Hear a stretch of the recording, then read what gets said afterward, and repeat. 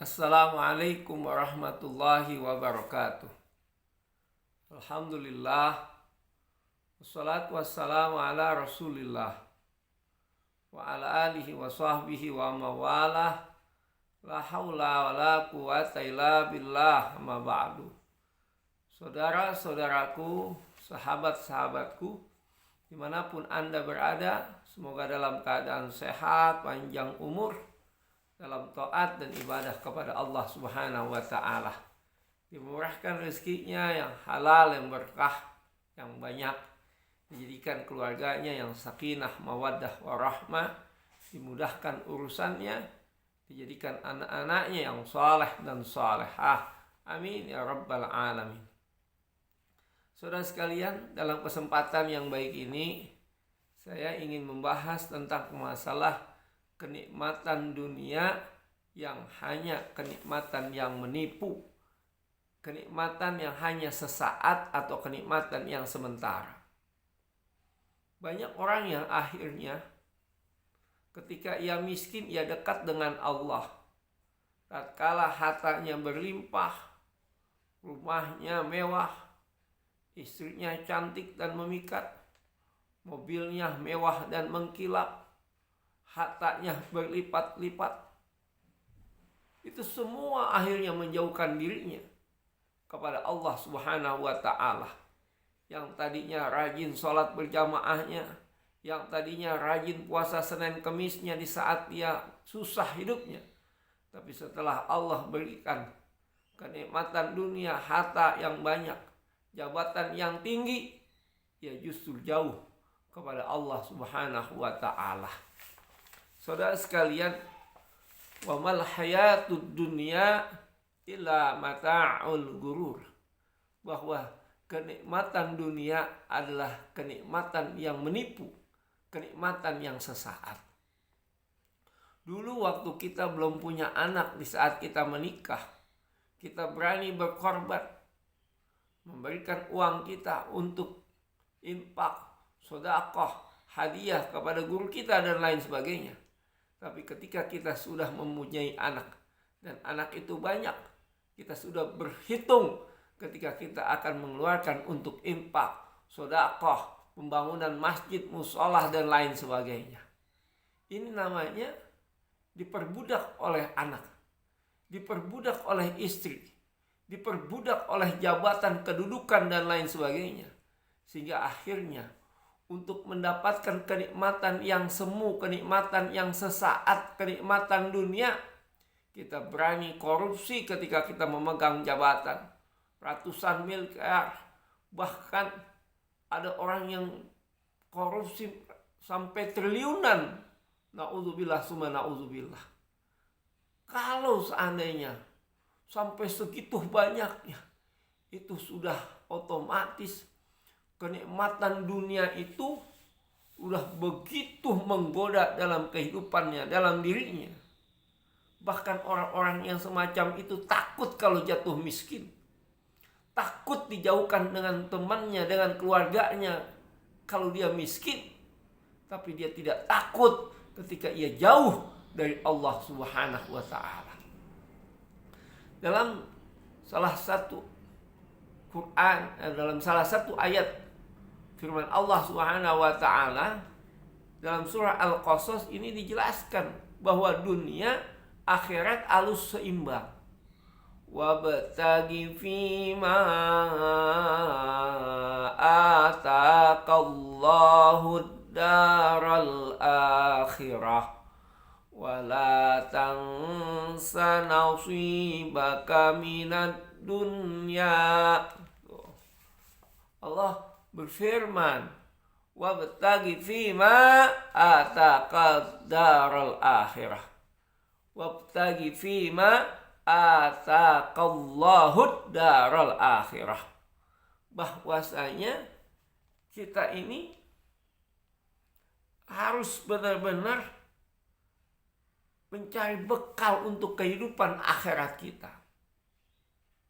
Kita ibadah, kita sholat, di saat kita sedang bekerja, pekerjaan kita, kalau seandainya sedikit lagi selesai, selesaikan dulu sebentar.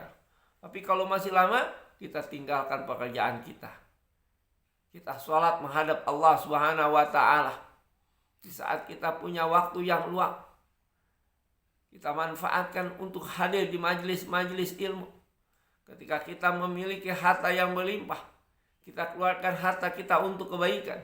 Membantu fakir miskin, anak yatim. Membantu pembangunan masjid, musholah, majelis-majelis ilmu, pondok-pondok pesantren, tahfidz Quran. Bahkan kita membiayai orang-orang yang tidak mampu, anak-anak yatim, fakir miskin, yang otaknya begitu cemerlang. Kita kuliahin, kita sekolahin. Biar kenapa? Akan menjadi mujahid fisabilillah, orang-orang yang berjuang di jalan Allah Subhanahu wa ta'ala. Namun ketika akhirat sudah kita kejar, tapi jangan kita lupakan kehidupan dunia kita. Bahwasanya kita hidup di dunia.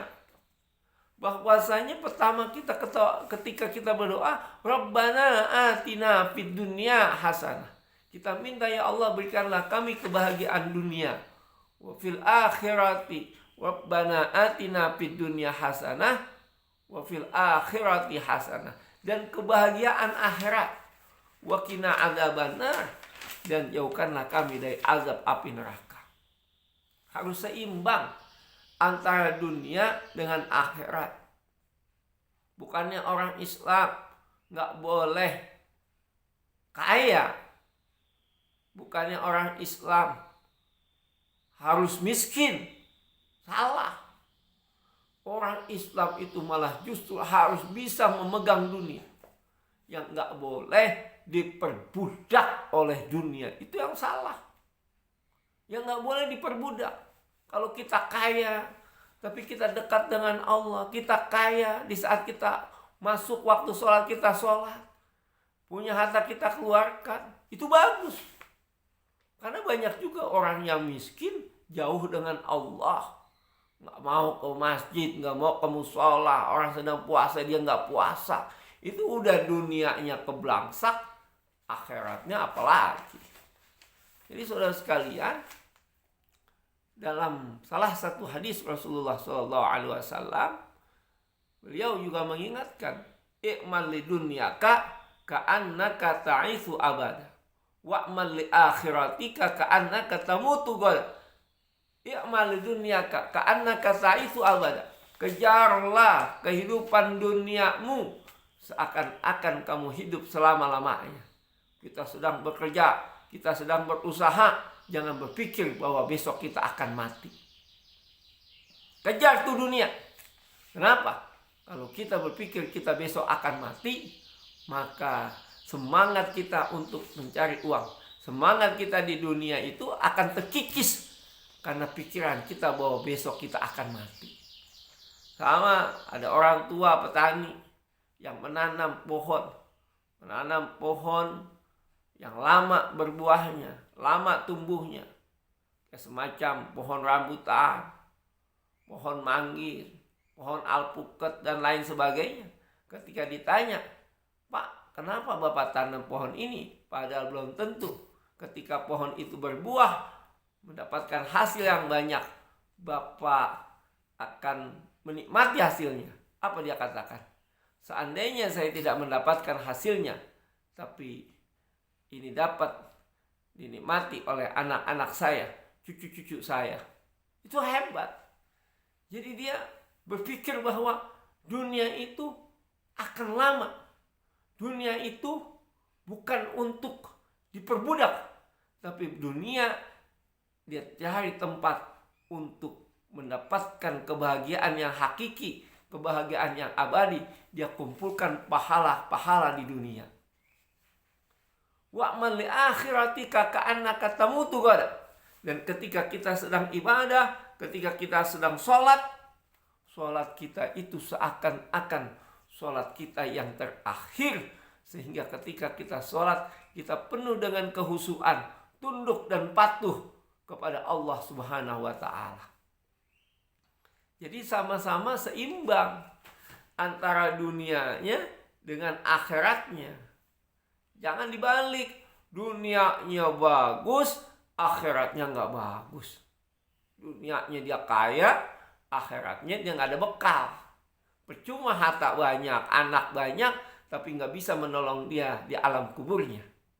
Atau sebaliknya, kehidupan dunianya nggak sukses, akhiratnya sukses.